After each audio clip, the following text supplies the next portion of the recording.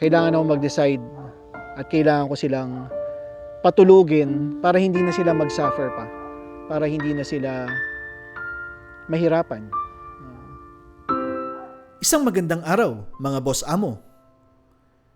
Inyo nang natunghayan ang una at ikalawang linggo ng Supero. Marami ang nawala sa PAK. Sa kasalukuyan ay matindi pa din ang epekto ng blood parasite sa aking mga aso. At sa pagpasok ng ikatlong linggo, nakakita agad ako ng isang garapata kay Bahaghari. Sino kaya sa aking mga aso ang tinamaan na naman ng matinding sakit? Sa kasalukuyan ay may 44 na lang ang aking mga buhay na aso.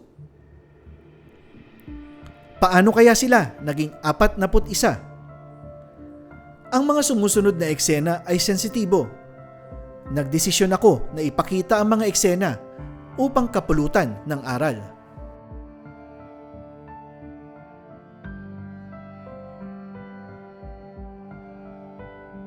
Mula nung tinayo namin ng wife ko ang Supero Dog Farm noong 2016, parang kinondisyon ko na yung sarili ko, at least yung sarili ko kinondisyon ko na yung sarili ko na ang buhay ng aso namin ay may hangganan. Pag ni-research mo nga sa Google, pag tinype mo doon, lifespan of giant dogs, ang lalabas doon ay 8 to 10 years old or 8 to 12 years old. So ngayon, ang Supero ay 10 years old na dito sa Amadeo. Kaya parang nandun na kami sa point na yung mga aso namin ay andun na kumbaga sa pre-departure zone. Kaya at least sa akin, na-condition ko na okay, pwede na kayong mamatay. Pero hindi lahat ng workers ng Supero at hindi ang wife ko ganun ang pananaw. Kaya ano pa rin to, parang nakaka-stress sa amin dahil sabihin na natin kaya kong tanggapin, pero ang buong miyembro ng Supero ay hindi. Moving on is a process at kahit na sinasabi ko na natatanggap ko, masakit pa rin sa dibdib na ganun ang kakahinatnan ng bawat isa sa mga aso ko. At hindi lang naman sa mga aso, di ba? Tayo ng mga tao, di ba, may hangganan din ng buhay. Kaya let's say, yung 10 years old na aso is, 70 years old na sa mga tao. And karamihan, or hindi lahat ng tao ay umaabot ng 70 years old. Kaya, kumbaga, kung lumampas man ng 10 years old yung mga aso ko ngayon, isa na yung bonus na yun. Bonus na para sa kanila. Pero hindi ibig sabihin na tayong mga tao, wala na tayong gagawin para humaba yung buhay nila, di ba? Dahil nga sinabi na tayo mga tao ang highest form of animal, at kung titingnan mo sa Bible or sa turo or sa mga turo, no, na tayo dapat ang mangalaga sa mga ibang nilalang. Okay? Kaya nga part ng responsibility natin mga tao ay paano natin gagawing mahaba ang buhay nila, at hindi lang 'yun. Part din ng responsibility natin ay paano magiging masaya ang buhay nila sa mundo. Hindi lang yon. Hindi rin natatapos sa mga aso at sa mga hayop yung responsibility natin. Ang responsibility natin mga tao ay paano magiging maganda ang buhay ng lahat, ng kapwa mo, ng kaibigan mo, ng anak mo, ng asawa mo, at ng kalikasan, yung mga puno, mga halaman, yung mga yan. So, the more na sinisira natin ng kalikasan, the more na hindi maganda para sa lahat. Kasi ang lahat ng bagay ay magkakaugnay. Magkakaugnay ang tao, kalikasan, mga hayop, bakterya, insekto, lahat yan magkakaugnay. Lahat ng nilikha ng Diyos ay magkakaugnay.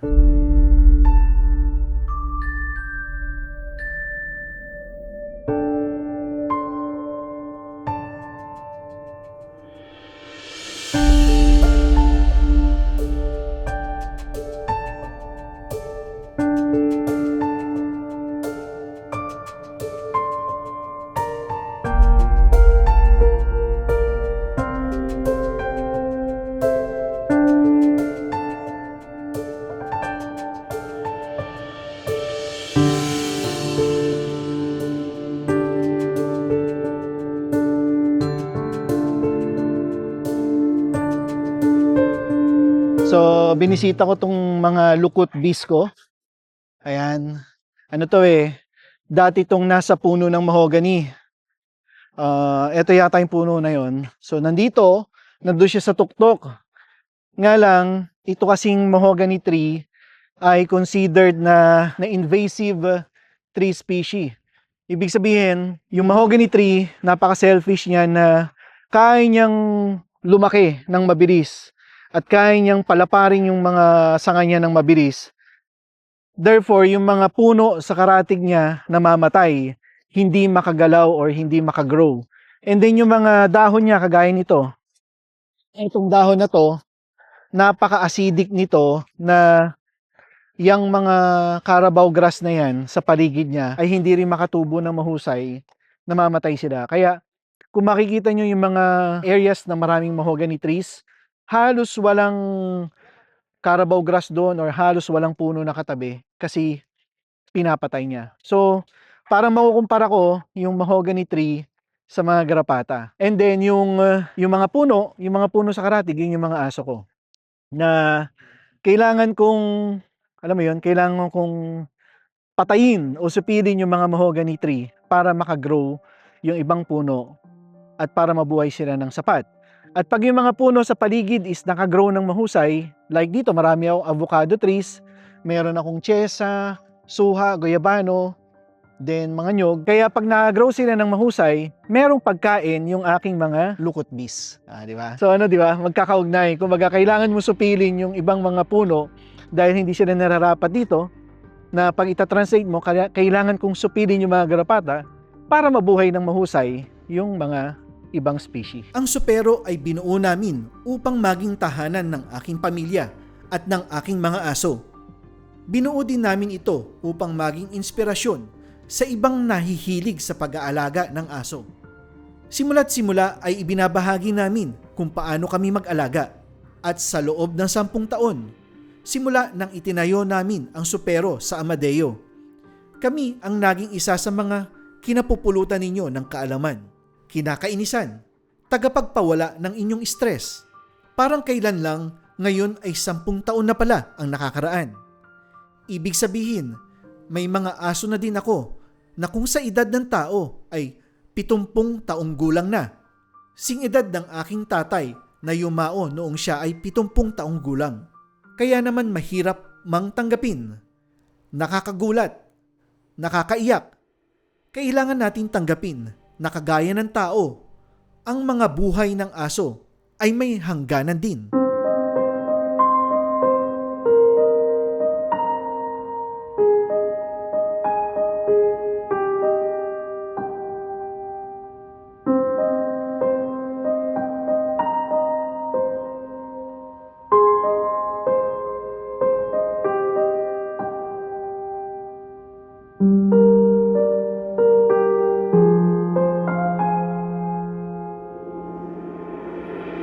Marami rin na nagtatanong kung saan daw nakalibing si Lucas.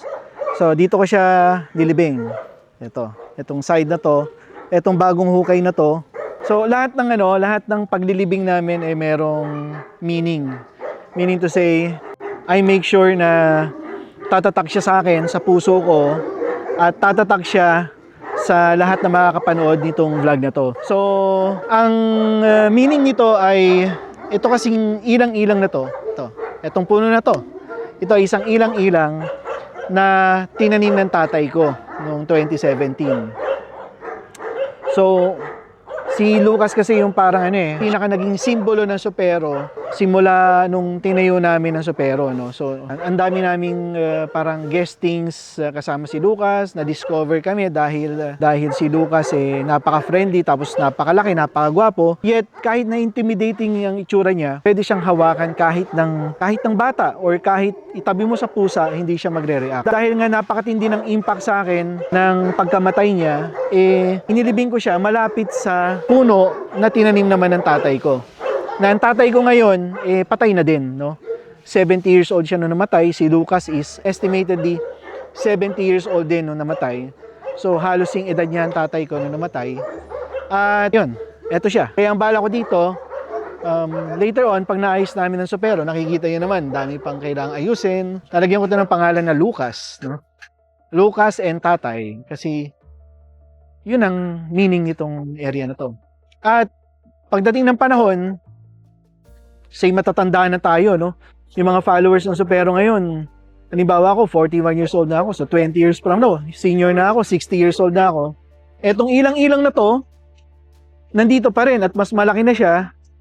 Lahat na nakakapanood dito, 20 years from now, 19 years from now, marirecall nyo na dito nakalibing si Lucas. And alam nyo ba yung power ng puno? Ang power ng puno, pwede siyang gamitin for grounding, no? Instead na makapaa ka, pwede ka rin magpaa na pag nakapaa ka, connected ka sa earth. Ang puno is one way of connecting din sa earth. Either hawakan mo siya para siyang nag-absorb ng negative energies mo, no? Kapag stress ka, humawa ka lang sa puno. Pag minsan, ang ginagawa ko, yumayakap ako sa puno. Nung mga bata tayo, di ba, marami pang puno. So, pwede kang yumakap, then pwede kang umakyat. So, ang daming purpose ng puno. Hindi lang siya parang display sa bakuran mo, or hindi lang siya, alam mo yon, nagbibigay ng lilim, nakakatanggal din siya ng stress. Gaya nito. Pag hawak mo ang puno, halimbawa ko, hawak ko kanina pa, habang sinushoot tong vlog na to, parang nararamdaman mo na may connection ka talaga sa nature. So yun yung sinasabi ko sa inyo, na lahat ng bagay ay magkakaugnay. Gagaya nito, di ba? Si Lucas, nagsilbi siyang fertilizer para sa ilang-ilang. Okay? So nandito rin si Maui, dito. Dito ko naman nilibing si Maui. Dito. So, dito ko siya nilibing kasi dito siya madalas tumambay eh. Dito siya madalas umikot at malapit siya dito sa puno na to and malapit sa bahay ko. Si Bullet at si White, dito ko naman nilibing.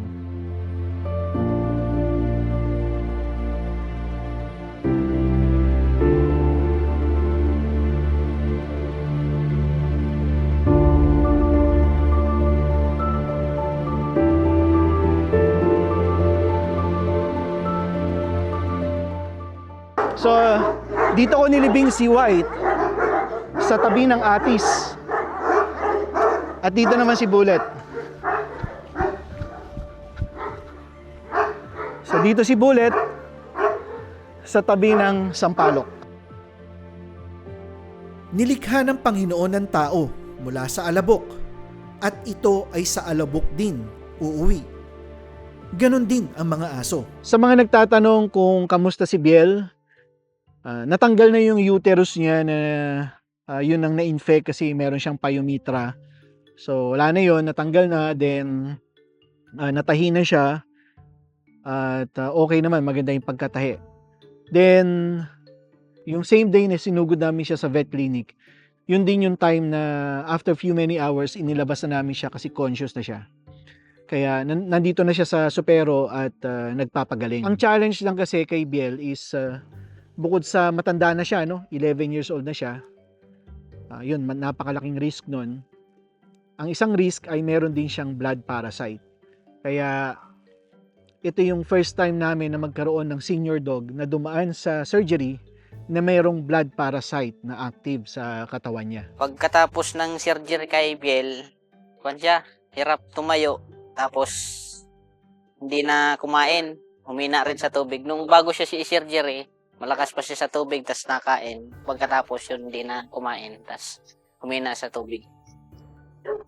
Pino-force feed pa namin siya pagkatapos nung kanya surgery. Sa aming karanasan, 2 to 3 days lang pagkatapos operahan, ay doon kumakain ang aso. Na-experience namin ito kay Tala, kay Six, at kay Bell. Ang naging problema namin kay Biel, pagkalipas ng ilang araw, pagkalipas ng I think 3 araw, normally kasi, after 3 days, yung mga na-surgery, na-cesarean, ano na yan, kumakain na yan. Kumaga, gusto na nila ng food. Ang naging problema namin sa kanya, after 3 days, ayaw pa rin niyang kumain. So, from day 1, naka-force feed siya, day 2, day 3. And then, day 3, expected namin is kakain na siya ng kusa. Hindi siya kumakain. At ang worst nun, dahil nga, alam mo yun, parang makikita mo sa kanya, masakit yung, ikaw ba naman operahan, tanggalan ng uterus, di ba? So, masakit yun. So, parang iniinda niya Tapos ang napansin ko, bumagsak talaga yung katawan niya. Parang nakita ko na yung ribs siya dito. Although nakakatayo siya, tapos pag nakikita ko, kumakawag yung buntot. Pero nakatikom yung bibig na gano'n. Tapos kumakawag yung buntot. Parang indication na meron talagang masama sa pakiramdam niya. Kinakabahan na ako. Wala akong nakikitang progreso ng paggaling kay Biel. Akala ko kapag siya ay nakapoop, ay gagana na siyang kumain. Dalawang nagkapayumetra, hindi ganun kasi yung dalawa, si Six tapos si Bell, nung nagkapayumetra yon, pagkatapos ng surgery, kumain pa sila kinakain sila Tapos 3 araw lang ata maliksi na ulit. Balik na sa sigla nila. Hindi kagaya nung kay Bell na halos di makatayo. Noong akala ko na si Biel lang ang problema, yun pala, ganun din ang aking mga Kangal puppies.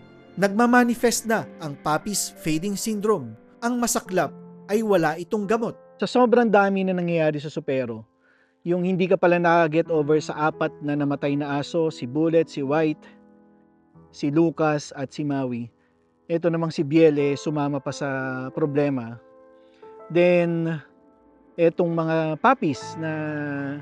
Ito naman puppies kasi ni Kuya, yung mga Kangal puppies niya, sa akin fading puppies yun. Kumbaga, iniisip ko siya, pero hindi naman kasi sa amin yung cause ng problema. So talagang yung mga puppies ay fading puppies, kaya kumbaga, masakit pero kasama sa problema pero hindi ganun kabigat. Ang talagang mabigat ay itong mga nangyayari sa mga aso ko. At dahil hindi namin magamit ang mga nanay ng tuta upang magpadede, ipinabalik ko na sila kay Kuya Kim. Sa ngayon, 2 alabay puppies at 1 Kangal puppy ang nasa amin upang palakihin. Parang ang dinidescribe ko nga dyan lagi, parang survival of the fittest. Naisip ko yan noong pinanganak yung 2 alabay ni Kuya Kim at yung 10 Kangals niya. Kasi para sa akin, yung mabuhay ka sa mundong ibabaw, it applies to all. Mapatao, mapahayop, mapaaso, kahit saan, kahit mga puno, kahit mga halaman. Para sa akin, survival of the fittest talaga Yung mga tayo, ikaw na nanonood dito, ako, tayo ay ang mga survivors, no? Sa sobrang daming sakit sa mundo, sa sobrang daming aksidente, sa sobrang daming kaganapan, tayo ay buhay pa. Ibig sabihin, matitibay tayo. So, ganun din yung mga tuta, no? Yung mga tuta ni Kuya na from 10, naging 7, at ngayon naging 1 na lang. Ibig sabihin yung nag-iisang tuta na yon, survivor siya. Ibig sabihin siya ang pinakamalakas. Kaya parang kung titinan mo, ganun ko na lang tinitingnan yung nangyayari sa Supero Ginagawa namin ang lahat ng makakaya namin para mabuhay sila, para malampasan namin tong infestation ng blood parasite at itong mga Ehrlichia babesia and Anaplasma na to. At iniisip ko, lahat na makakasurvive, pagkatapos naming ma-resolve itong pandemic na to, sila lahat yung mga survivors, sila yung mga pinakamalalakas. Actually, sa totoo lang, parang siguro nakikita nyo na, pag nakikita nyo ako sa videos namin, nakikita nyo ako na nakangiti, tapos akala nyo chill lang ako, no? Pero sa totoo lang, pag halimbawa ibang tao ang nag-handle nito, halimbawa hindi matibay ang sikmura mo, pag nakikita mo yung aso mo na namamatay, at pag nakikita mo yung 100,000 ng vet bills na ibibigay sa'yo, siguro yung ibang tao isusuko na Ang gagawin siguro ng ibang tao, ipapaampon na yung mga aso nila, tapos yung iba pupunta na sa Facebook, manghihingi ng donasyon, yung mga ganyan. Pero ako nakikita nyo, ganito lang, pero sobrang bigat talaga sa akin sobrang bigat ng impact sa akin ito. Na mas naiisip ko pa yung paano susolusyonan yung problema sa mga aso ko kaysa yung problema namin halimbawa sa anong kakainin namin mamayang hapon. Yung mga ganun. Ano ang kailangan ng anak ko sa school. So yun yung mga naisip ko, parang mas marami pang oras na nakakain yung mga aso ko kaysa doon sa pamilya ko. Ang kagandahan nga lang kasi yung support system, yung family ko is intact, na yung wife ko nandun naka lagi yan. Kumbaga, hindi mo man nakikita yung wife ko sa camera, pero lagi yan para yung para yung Belgian Malinois na parang nakisniff agad yan, na parang nakaalalay siya, no? Yung mga hindi ko kaya makita, siya yung nakakita na nire-remind niya ako. Yun. And then yung halimbawa, yung mga pangangailangan nung bata sa school or kung may assignment ba yan, siya yung nagsasabi na kailangan ng ganyan o kailangan ng ganyan. So, kumbaga, nagiging balanse pa rin. Yun ang kagandahan. Kung wala sigurong pamilya na nakasupport sa akin, eh, malabo. Parang kung gusto solohin mo yung ganito kalawak na problema, ganito kagastos na problema, parang yung iba siguro wala na. Yan yung tinatawag na kung minsan yung mga nagki-kennel close, yung nagsasara na lang, doon pinamimigay yung mga aso. Sa tingin ko, ang nagastos ni Sir sa vet bills ay mga nasa 500,000. Sa tingin ko is aabot ata ng nasa 300k. Kulang-kulang 300k yung inaabot lahat ang nagastos ni Sir. Tingin ko, siguro mga kulang-kulang 1,000,000 na. Kasi sa gamot pa lang, 'di ba? Sa loob ng 1 buwan na gamot, tapos yung vet pa. Siguro mga kulang-kulang 1,000,000. Daang libo na ang ginagastos namin sa vet bills. Ako ay nangihinayang dahil kung maayos ang lahat, ang 2,000 na yon ay maaaring maitulong pa sa iba. Ngunit hindi din pwedeng hindi ako maglabas ng pera dahil ang aking mga aso ay aking ding kapamilya. At habang kami ay tuliro kay Biel, bigla naman nangyari ang wala sa aking hinagap na mangyari. Sinabi ko kay Sir nung nakita namin si Dilim, sabi ko, Sir, hindi po makalakad si Dilim. Hindi po siya makatayo. Nakita namin si Dilim na nakadapa lang siya tapos hindi siya makatayo. Tinatawag namin siya. Kadalasan kasi kapag umaga, binabati namin siya ng good morning, natayo. Tapos nagtaka kami kasi hindi siya natayo, hindi rin nawagwag yung buntot. Kaya dali-dali namin sinabi kay Sir. Sir, si Dilim po. Yun lang. Yun lang yung sinabi ko sa kanya. Okay naman siya, masigla siya eh.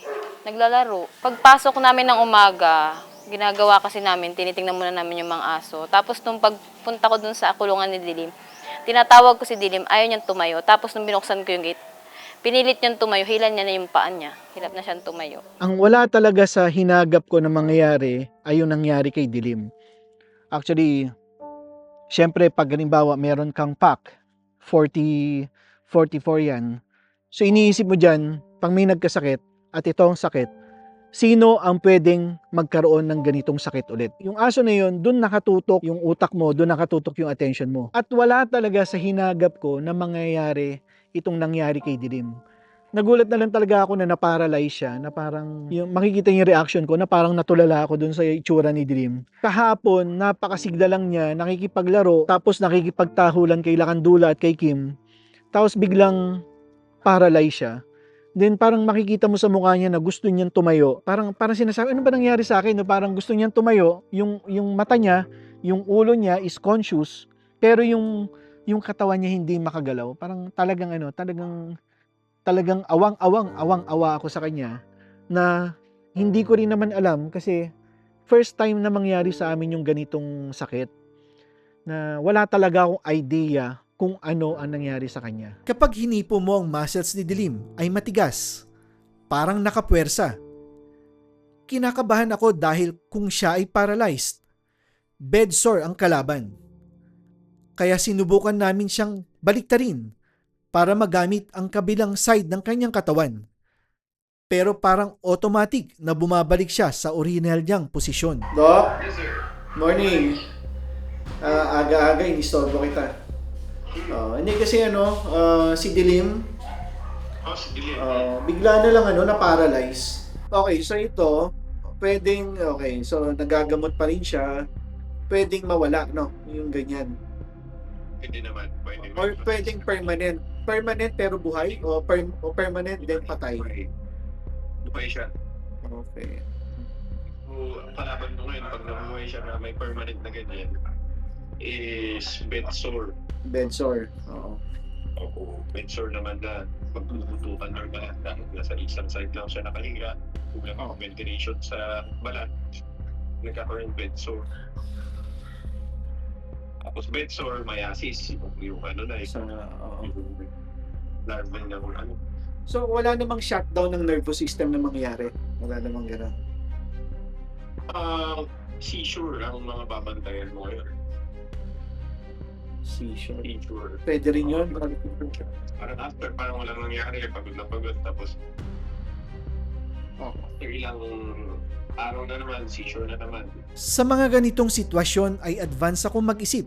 Lagi ako nag-iisip ng what if eh. Nakita mo na paralyzed. Parang nakakita ng tao na paralyzed. Then parang lantang gulay, parang ganon. So nakakita ka ng paralyzed na aso. So ano ngayon yung mga mangyayari sa kanya? Ano yung mga pwedeng maging outcome? So tinawagan ko si Doc Nicer and then yun nga. So ang pwede daw cause is pwedeng tick paralysis. Yung tick paralysis is yung tick ay kumagat sa kanya. Yung saliva ng tick, yun yung nag-cause ng paralysis sa kanya. Meron din naman angulo, sabi nung ibang vet, sabi ni Doc Rodesa na classmate ni Doc Nicer. Pwede rin na nangyari sa kanya ay overdose sa gamot. Okay, so yun ang pwedeng cause. Overdose or tick paralysis. Ngayon, paano yung gamutan? Pag tick, kailangan mo ng anti-tick serum na wala dito.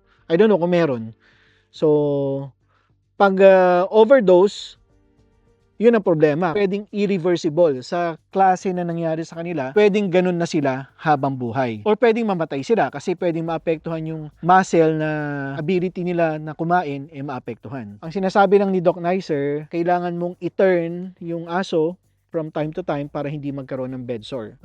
Siyempre, iihi sila, pupupo sila na nakahiga, mababasa sila, tendency nga magbe-bed sore. Ngayon, ang worst daw nun, pag nagka-bed sore na at talagang hirap na, tinanong ko si Doc, pwede ko bang patulugin na lang? Hihingi ako sa kanyang papatulog, ako mag-i-inject, at papatulugin ko yung aso ko, si Dilim. Yun yung naglalaro sa isip ko kasi ang hirap na alagaan. Makikita niyo naman sa video na sinubukan naming baliktarin si Dilim. Parang automatic yung katawan niya, bumabalik pa rin doon sa side na kung saan doon parang naka-default na doon dapat siya. Na later on, yung side na yon mamumula, magkakasugat at magkaka-bed sore. Parang pinipili ko, mahirapan ka o patayin na lang kita. Ako na lang yung kukuha sa buhay mo.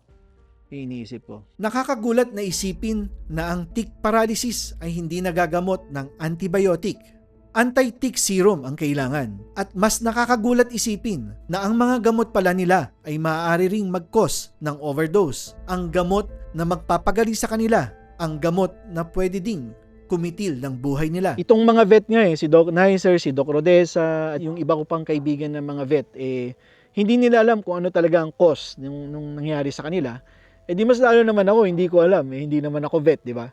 Parang isipin mo, kung siguro ibang mag-aaso or ibang dog owner yung naka-encounter nito, pag halimbawang narinig nila yung word na overdose, ang gagawin siguro nila, pagmumurahin nila yung vet na, ay, kasalanan mo, dapat pala hindi mo kami binigyan ng gamot na ganito. Ako, wala na ako doon. No? Siguro kung bata-bata pa ako, kung makitid pa yung pangunawa ko, gagawin ko yon. Pero ako kasi, alam mo yon yung wala na kumbaga mature na tayo. And then, etong mga vet naman, halimbawa, sila Doc Nicer, sila Doc Rodesa. Kung minsan nakakita ako ng comment sa Facebook namin, magaling talaga si Doc Nicer. Doon pa sa moment na namatay yung aso. Para sa akin, yung mga ganyang comment, sign yan ng immaturity Kasi alam nyo, kahit tao nga pag nagkakasakit hindi naman ibig sabihin na pag dinala mo sa ospital, gagaling yan. Hindi naman ganun. Ang mga vet, ang mga doktor, mga tao din yan di ba? Naturingan sila nag-aral niyan, pero hindi ibig sabihin na lahat ng ihahain mo na sakit sa kanila, magagamot nila. I think yan yung kailangan isaksak sa mga utak ng ibang mga dog owners na hindi ibig sabihin na may pera ka at yung aso mo may sakit, dinala mo sa vet, gagaling. Hindi ganun. Walang ganun sa mundo. Walang 100% na magagawa nun. Kung ang bakuna nga vaccine na yan vaccine kontra sa parvo, sa distemper, hindi ibig sabihin na binakunahan mo yung aso mo niyan, hindi ibig sabihin na hindi na siya dadapuan ng parvo o ng distemper. Wala kasing walang 100% sa mundo. Ang germs nga si Safeguard, shout out Safeguard, ang kinukomit nga niya 99.99%. Hindi naman yung sinabing 100% So, di ba? Walang makaklaim ng 100% sa mundo. Sabi ko nga, hindi lang umiikot sa mga aso ang aking buhay. Ako ay may pamilya din. May anak ako na hindi pa lubos maunawaan kung ano ang mga nangyayari. Ang matindi pa nito, malapit na yung wedding anniversary namin. Di ba, ang daming problema. Si Biel, yung mga Kangal puppies, and then si Dilim.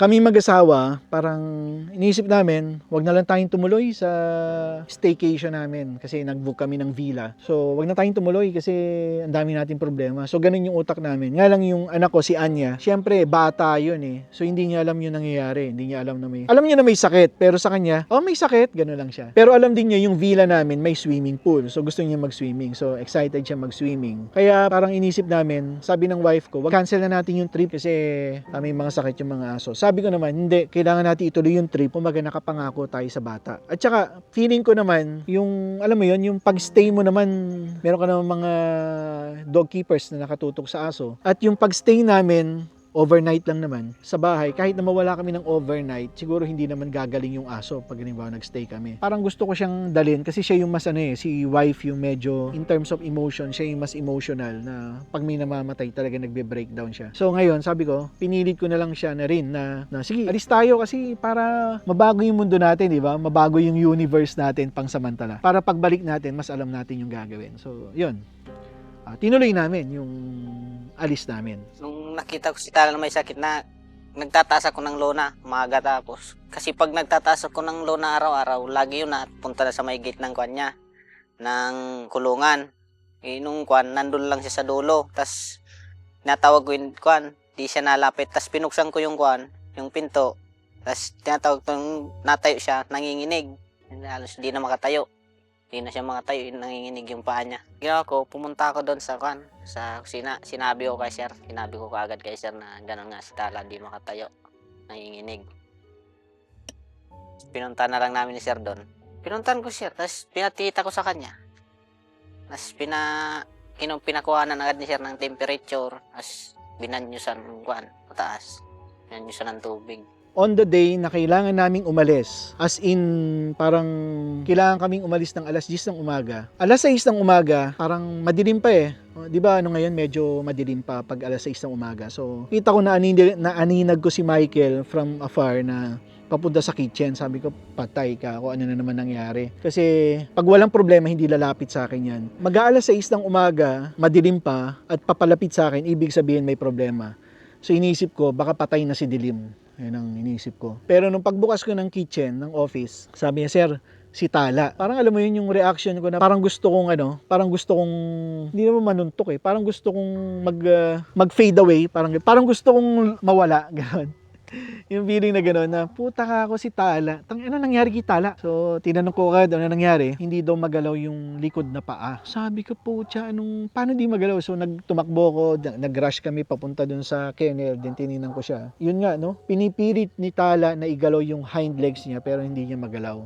Then, pinalabas ko siya sa nangimay, so binuksan ko yung cage niya, and then lumalabas siya, no? So, lumabas siya na para siyang lasing. So, iniisip ko baka platelet, mababa. So, then pinakuha ko ng thermometer si Michael, then pina-check ko yung temperature, then may lagnat siya. Then bago pa siya makalayo, kasi gusto niyang lumabas gano'n naman si Tala, pag pinalabas mo siya sa cage niya, gusto niya talaga maggala. Nga lang, nung nakikita ko na parang nanghihina, hindi ko na pinilit na makapaglakad si Tala, then binuhat na namin papasok ng cage. So, yun na naman yung decision. So, sinabi ko sa wife ko na gano'n, tutuloy pa ba tayo? Yun ang tanong niya. Sabi ko, tuloy tayo. Kasi ako rin, hindi ko kayang alam mo yun, yung parang gusto kong mag-break muna out of this pandemic na nangyayari sa amin. Parang gusto kong umalis para maisip from afar kung ano ba talaga nangyayari. Kaya natuloy pa rin kami. And then nung nandun na kami sa villa namin, siyempre, yung bata gusto mag-swimming, di ba? So, yun. So, kasama ko nag-swimming. Then, masaya naman. Alam mo, masaya pa rin. Kumbaga, masaya talaga. Kahit papaano, naalis yung utak ko doon nung time na yung anak ko masaya. Kahit papaano nagkaroon ng relief na, let's stay positive, ganyan. Nga lang, nung tapos ng swimming, ganyan, then nung gabi na, siyempre, matutulog na, hindi kami makatulog. Kasi si Michael and si Princess nagsisend ng mga videos ni Tala na para na siyang si Dilim. Yung situation niya parang nangyari ganun kay Dilim. Nga lang si Tala mas worst kasi hingal na hingal siya. Talaga yung laway niya is sobrang lapot. Tinatanong ko ng wife ko, kamusta si Tala? Sinasabi ko lang, okay siya. Huwag kang mag-alala, okay. Pero nung time na yun, parang feeling ko, pag uwi namin, hindi na namin siya maabutan na buhay. Parang na siya para siyang na-paralyze, na para siyang na-heat stroke. Sabi ko, tayo. Paggising namin ng umaga, kumbaga mag-early checkout na kami, then uwi na kami. And then sabi ko kay Michael, mag-prepare na kayo, si Tala mamamatay na siya. Huwag na kayong mag-expect na mabubuhay siya sa ganyang situation. So, yun. Hanggang sa, sabi ko, mag-ready kayo. Iniisip ko na kung saan ko siya ililibing, saang puno siya dapat ilibing, ganun. Kung ganun ang kapalaran ni Tala, pwedeng ganun din yung kapalaran ni Dilim. So, yun ang naisip ko. Nangyari ang lahat ng ito ng sunod-sunod. Si Biel, si Dilim at si Tala. Silang tatlo ay hindi din kumakain. Kaya para mas malaki ang tsansa ng survival, pinapunta ko ang vet upang lagyan sila ng swero. Si Biel pagkalipas ng, I think, mga 1 week or 8 days, mga ganyan. Pagkalipas ng ilang araw, namatay din si Biel. Si Biel sa akin na magaan yung pagtanggap na namatay siya. Kasi 11 years old na siya. Kumbaga 77 years old na yan. Kumbaga sa tao, boss, kota na yan. 77, okay na yan. Pakawalan mo na yung tatay mo, yung lolo mo, okay na yan. Ganun yung pagtanggap ko kay Biel. Si Biel, nilibing namin malapit sa abukado. At parang casual.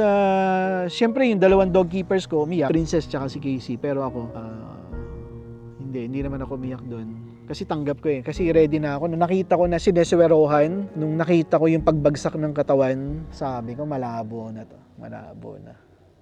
Talagang hanggang doon na lang siya. So si Dilim at si Tala, pag uwi namin from vacation, buhay pa naman, pero parang sa situation nila na may mga bed sores sila. Ine-expect namin 1 week bago magka-bed sore, pero napaaga. As in, namumula na yung tenga, yung sa mga mukha, namamagana. Pareho silang parehong left side ng body nila yung naapektuhan. Kailangan ako mag-decide at kailangan ko silang patulugin para hindi na sila mag-suffer pa.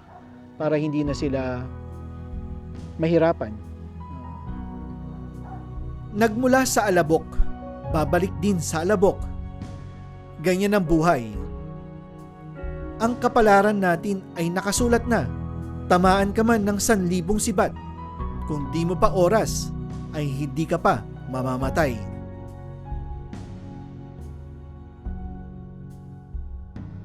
Yun lang po sa ngayon at maraming salamat sa panunood.